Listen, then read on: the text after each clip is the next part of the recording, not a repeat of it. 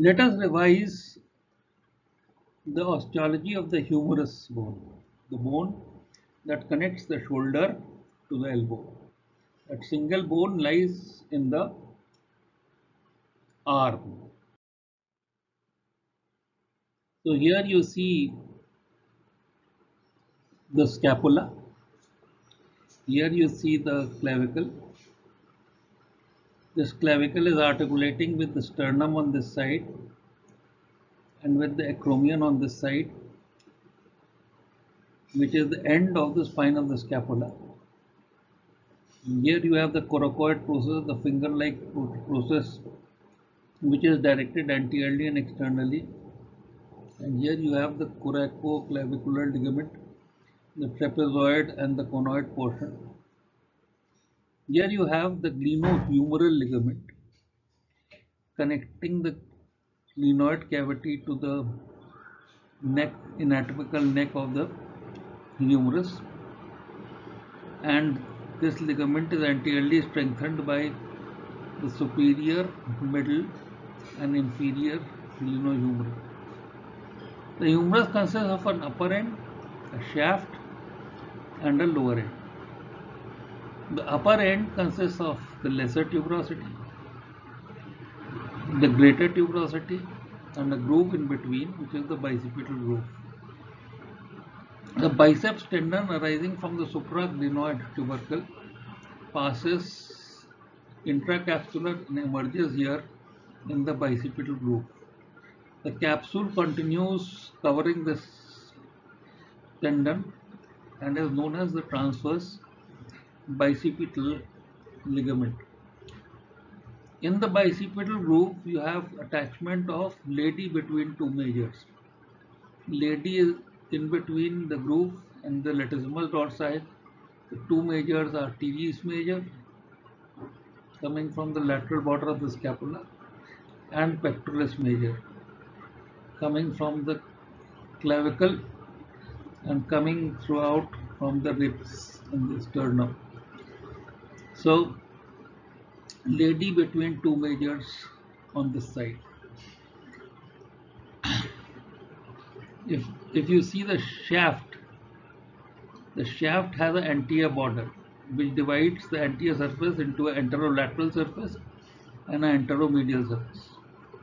The anterolateral surface in the middle has got a tuberosity. The deltoid arises from the acromion like this and comes and gets attached to the deltoid tuberosity. The muscle also arises from the lateral 1/3 of the anterior border of the clavicle and the spine of scapula up to the deltoid tubercle. The anteromedial surface gives rise to the brachialis muscle. On the lateral border is the deltoid. On the medial border, a muscle arising from the coracoid process goes and gets attached to the medial border in the middle of the arm, opposing the deltoid. So then we go on to the bigger view, and you find that the subscapularis muscle arises from the scapula like this and comes and gets attached to the lesser tuberosity.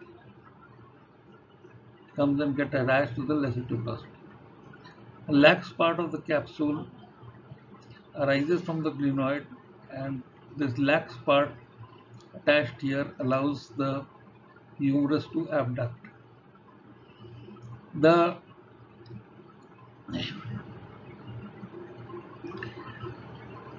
This is the glenohumeral ligament, and this has got three parts: a superior, a middle, and an inferior, and it is strengthened by the coracohumeral ligament. Now, arising from the supraglenoid tubercle, lying initially intracapsular, and then passing through the bicipital groove is the long head of biceps. Now, we'll try to make some muscles.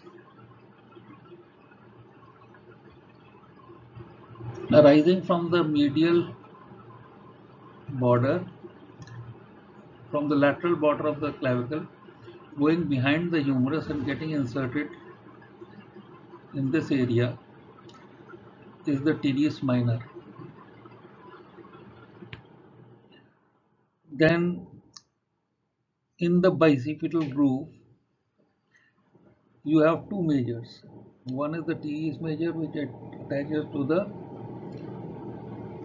lateral side. This is the teres major.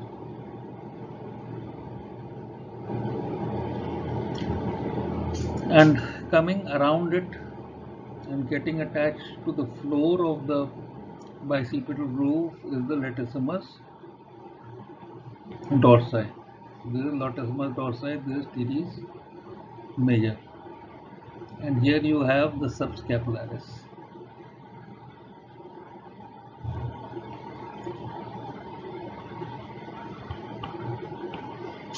So from the infraglenoid tubercle, there arises the long head of triceps, which passes like this, and then it goes behind the humerus. So this long head of triceps divides this into a lateral triangular space. This is the lateral triangular space. This is the medial triangular space, and that is the quadrangular space. This one is the quadrangular space. So the quadrangular space is bounded above by the subscapularis and the teres minor sandwiching the capsule. On the medial side is the long head of triceps. On the inferior side is the teres major and latissimus dorsi, and on the lateral side is the surgical neck of humerus. The posterior cord passes down as the radial nerve.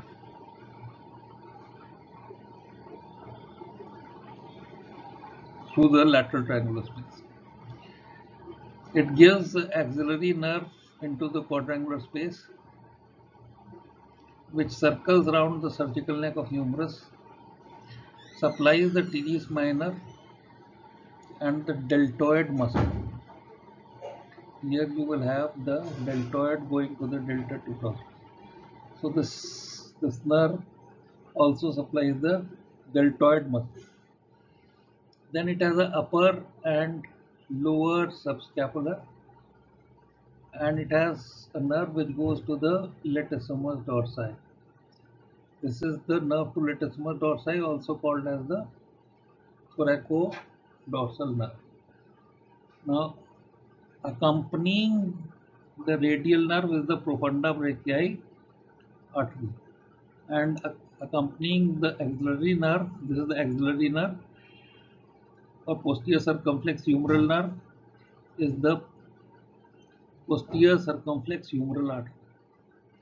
Posterior circumflex, isn't it? Humeral artery and nerve passes through the quadrangular space. So this is the anatomy of the triangular and quadrangular spaces between the lateral border of the scapula and the humerus.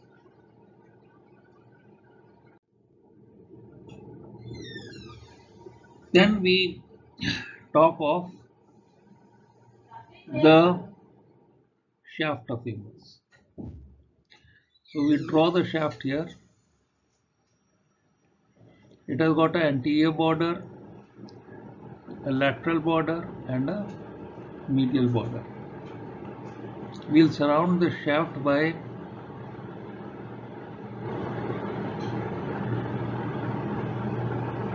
a deep fissure. Here is the lateral intermuscular septum. Here is the medial intermuscular septum. Behind the shaft, here you have a muscle which is the triceps, and here you have the brachialis and the biceps brachii. In the middle of the shaft, attached on the lateral side is the deltoid, on the deltoid tuberosity. Attached on the medial side is the coracobrachialis. So these are the muscles that you have to remember in the arm wheel. The artery, the brachial artery and the median nerve lie here. The ulnar nerve lies here, posterior to the intermuscular septum, and the radial nerve passes in the radial groove, pierces the lateral intermuscular septum, and goes into the anterior compartment. So below you will find that the elbow is articulating with the ulna and radius. So this is the ulna, this is the radius. The radius on the side and ulna on the side. Here you see the coronoid process of the ulna, and here you see the radial head articulating with the capitulum, which is held with the ulna by this annular ligament. This is the annular ligament, and here is the capsule which covers the two spaces, the conoid and the coronoid spaces. In the coronoid space, the coronoid process will go. In the conoid space, the radial head will go when the elbow is flexed.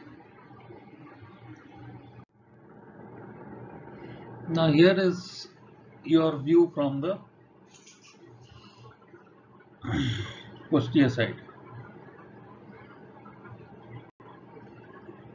So we begin that from the acromion, from the clavicle, right up to the deltoid tubercle, there is a muscle which goes and gets attached to the deltoid tuberosity. This is the deltoid. Then on the superior border, like this, coming like this, and right up to deltoid tubercle is the muscle which is the trapezius. Then I told you from the upper part to the lowest of the structures, the sit structures in the greater tuberosity, you have the teres minor, you have the infraspinatus, and you have the supraspinatus, the superior most. So this is the supraspinatus. Sit structures, supraspinatus, infraspinatus, teres minor on the greater tuberosity. The rest of the border is the teres major, which you find is going anterior to the humerus to get attached to the medial lip of the bicipital groove. Here is the tendon of the triceps,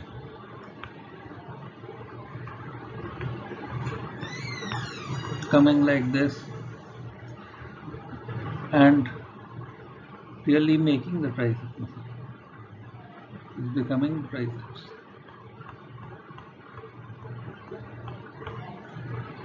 And just above it is the radial nerve and the profunda brachii artery. Then here there is the inferior and medial to the radial groove is the medial head, and above here is the lateral head of triceps. So it has got a lateral head, a medial head, and a long head. And this triceps goes and gets inserted into the olecranon process. From the quadrangular space emerges the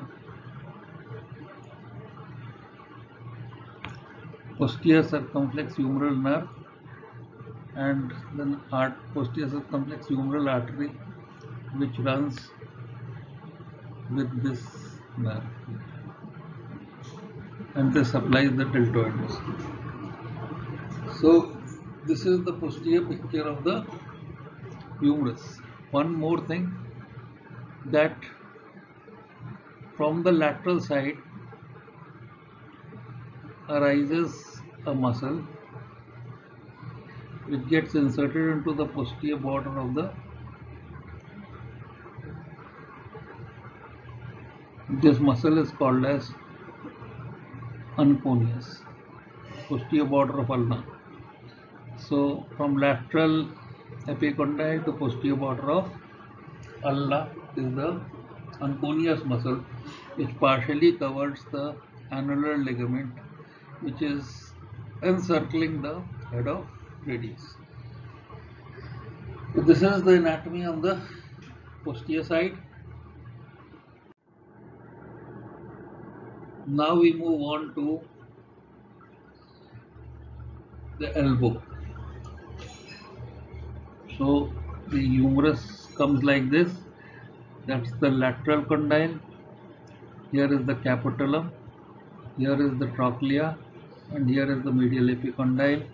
Here is the coronoid fossa, where this coronoid will go and fit, and here is the conoid fossa, where this head of radius will go and fit. On the lateral side, you have the common extensor origin, but very important, the brachioradialis.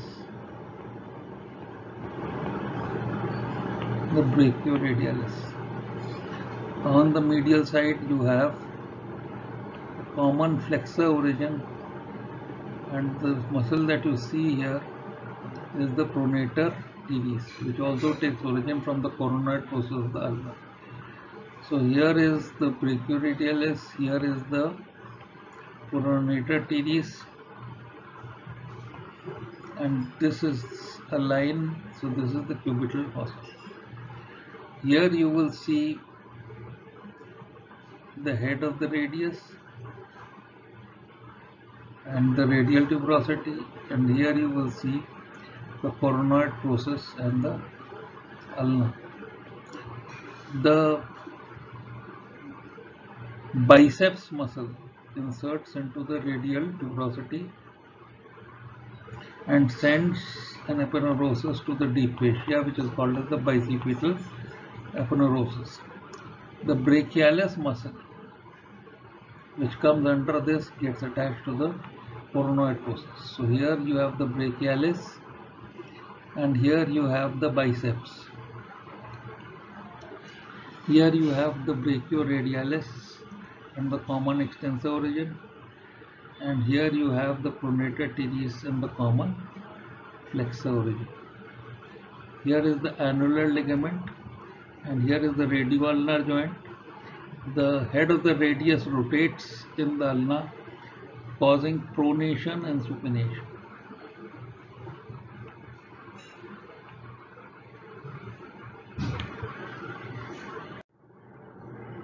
And here you see it from behind. The most important thing is that this is the olecranon. Here is the medial collateral ligament. Here are the lateral collateral ligaments. Or the ulna. The major thing that you see is that from the ulna to from the olecranon of the ulna to the medial epicondyle.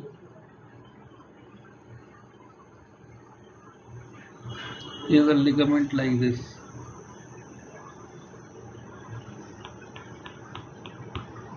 and the muscle flexor carpi ulnaris originates from the upper 1/4 of posterior border of ulna, originates from the olecranon, from the posterior part of this ulnar collateral ligament, and this muscle goes down like this. Ulnar nerve comes here posteriorly, passes under this ligament, and comes to lie under the flexor carpi ulnaris. So this canal is called as the canal of Kanner, and you must detach it from here to decompress the ulnar nerve in cases of leprosy.